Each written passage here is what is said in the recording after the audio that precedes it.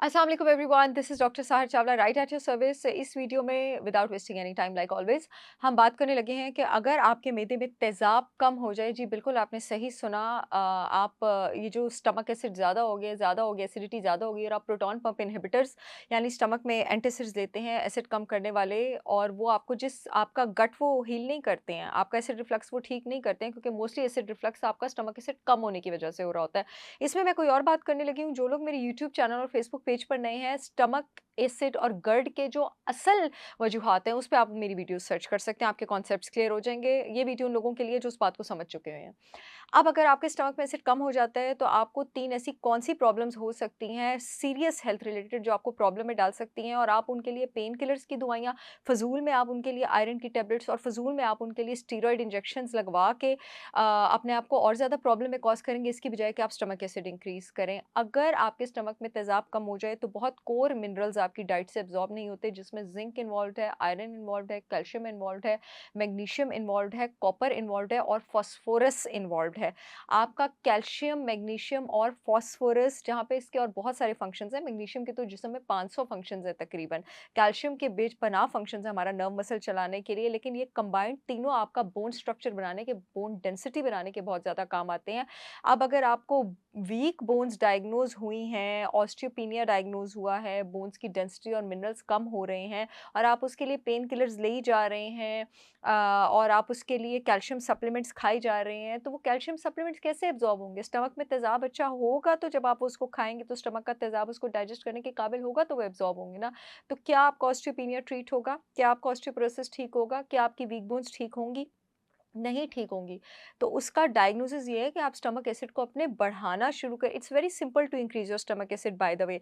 और मैं आपको ये बताती चलूँ कि 35 साल की उम्र के बाद आपका स्टमक एसिड कम होना शुरू हो जाता है। मेरी डेली रूटीन है, अभी भी मैं यही करके स्टूडियो में पहुँची हूँ, कि मैं 4 से 5 drops 100% raw organic Apple cider vinegar with mother unfiltered के पानी के 1 ग्लास में नाश्ते से 30 मिनट पहले स्ट्रॉ के साथ लेती हूँ। स्ट्रॉ के साथ इसलिए क्योंकि वो बहुत ज़्यादा एसिडिक होता है। मैं तो ख़ैर अपनी ब्रांड का लेती हूँ खुद। आप में से भी बहुत लोग मेरी ब्रांड के प्रोडक्ट्स परचेज़ करते हैं। जिन लोगों को नहीं पता, मैं बताती चलूँ, मेरी brand holistic wisdom by Sahar Chawla ने 100% ऑर्गेनिक फूड प्रोडक्ट्स लॉन्च किए हैं पाकिस्तान में, डिज़ीज़ रिलेटेड भी और रेगुलर यूज़ से रिलेटेड भी। जो यूट्यूब वाली ऑडियंस है, उसमें ये एप्पल साइडर विनेगर भी इंक्लूडेड है।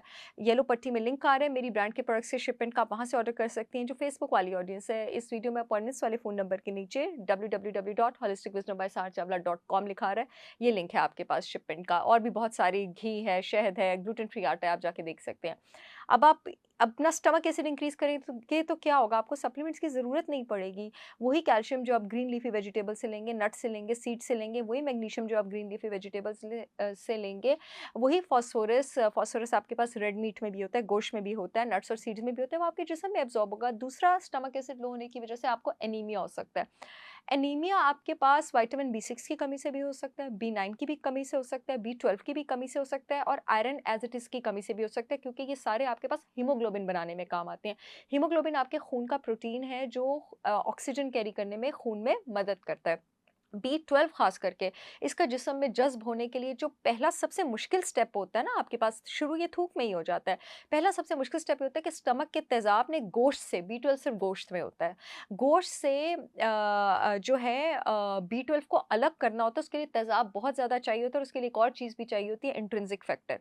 अगर इंट्रिंसिक फैक्टर भी एक प्रोटीन है, अगर आपके स्टमक में नहीं होगा, स्टमक का तेज़ाब ज़्यादा नहीं होगा, बात यहीं पे ख़त्म हो जाएगी, बी12 अलग नहीं होगा, आप हीमोग्लोबिन नहीं बना सकते। खाते रहें जितने मर्ज़ी आयरन के सप्लीमेंट्स, कोई फ़ायदा नहीं होना। आयरन के सप्लीमेंट्स के तो मैं वैसे भी अगेंस्ट हूँ, क्योंकि वो गट पर बहुत हार्ड होते हैं। मैं हैरान हूँ, लोग अपने 8-8 साल की उम्र के बच्चों को आयरन सप्लीमेंट्स दे देते हैं, क्या हो गया आप लोगों को? तो बी12 की एब्ज़ॉर्प्शन इंक्रीज़ करने का वैसे एक और भी बड़ा ज़बरदस्त टोटका है। आप 1 टेबलस्पून 100% ऑर्गेनिक काऊ देसी घी का अगर दूध में डाल के पिएँ, ये भी जिस्म में बी12 की एब्ज़ॉर्प्शन बढ़ाता है। मैं बताती चलूँ कि पाकिस्तान का बेहतरीन 100% ऑर्गेनिक काऊ देसी घी मेरी brand holistic wisdom by Sahar Chawla ने लॉन्च किया। आप चाहें तो जाकर ऑर्डर कर सकते हैं मेरी वेबसाइट से। जो लोग ऑर्डर कर रहे हैं वो इस बात की गवाही देंगे, पाकिस्तान में इससे बेटर देसी घी आपको नहीं मिलना। तीसरी चीज़ जो आपकी बॉडी में हो सकती है स्टमक के तेज़ाब की कमी की वजह से, वो है प्लीथोरा ऑफ ऑटोइम्यून डिजीज़ेज़। इस वक़्त दुनिया में, अब मैं आपको बता दूँ, अगले 10 सालों में, अभी यहाँ ऊपर आता जा रहा है स्टैट्स, डायबिटीज़ और ऑटोइम्यून डिजीज़, डायबिटीज़ कितने लोगों को है? ये ऐसे टक्कर पे खड़े होंगे, मुकाबले पे खड़े होंगे। और इसकी शुरुआत कहाँ से होती है? इसकी शुरुआत लीकी गट और एक खराब गट से शुरू होती है। ऑटोइम्यून डिजीज़ जिसमें आपके पास हाशिमोटोस थायराइटिस आ जाता है, रूमेटॉइड आर्थराइटिस आ जाता है, आईबीडी अल्सरेटिव डाइवर्टिकुलाइटिस, क्रॉन्स डिजीज़ आ जाता है, एसएलई, सो एंड सो, इतनी सारी चीज़। इन सब की शुरुआत एक खराब गट से होती है, गट में होल्स पंच हुए हों तो वहाँ से होती है। और इसकी शुरुआत कहाँ से होती है लीकी गट की और फूड एलर्जीज़ की? इसकी शुरुआत होती है गट के इम्बैलेंस्ड बैक्टीरिया से, यानी गंदा बैक्टीरिया अच्छे बैक्टीरिया से ज़्यादा है। तो वो कैसे होता है आपके पास? आपके पास स्टमक का जो एसिड है वो सिर्फ़ आपकी बॉडी में मिनरल्स एब्ज़ॉर्ब करने में काम नहीं आता, बल्कि वो आपकी बॉडी में इम्यूनिटी का भी रोल प्ले करता है। जो बैक्टीरिया, वायरसेस आप अंदर लेके जाते हैं उसको भी किल करता है। जब स्टमक का एसिड कम होता है, ये बैक्टीरिया, वायरसेस किल नहीं होते हैं, ये सीधे इसी तरह आंतों में चले जाते हैं, गंदा बैक्टीरिया बढ़ाते हैं, फूड एलर्जीज़, लीकी गट करते हैं और ऑटो इम्यून डिजीज़ेज़ होते हैं। मैंने बहरहाल लीकी गट को क्योर करने के लिए एक गट रिपेयर पाउडर लॉन्च किया है, एलो गट लॉन्च किया है। गट रिपेयर पाउडर पे भी मैं वीडियोज़ कर चुकी हूँ, एलो गट पे भी मैं वीडियोज़ कर चुकी हूँ कि वो आपके गट की हेल्थ को रिस्टोर करने में किस तरह से काम आते हैं। आप मेरे यूट्यूब चैनल पे उसको सर्च कर सकते हैं। आई होप ये वीडियो आप लोगों के बहुत काम आएगी। I see you all again with yet another information video. तब तक के लिए अल्लाह हाफ़िज़।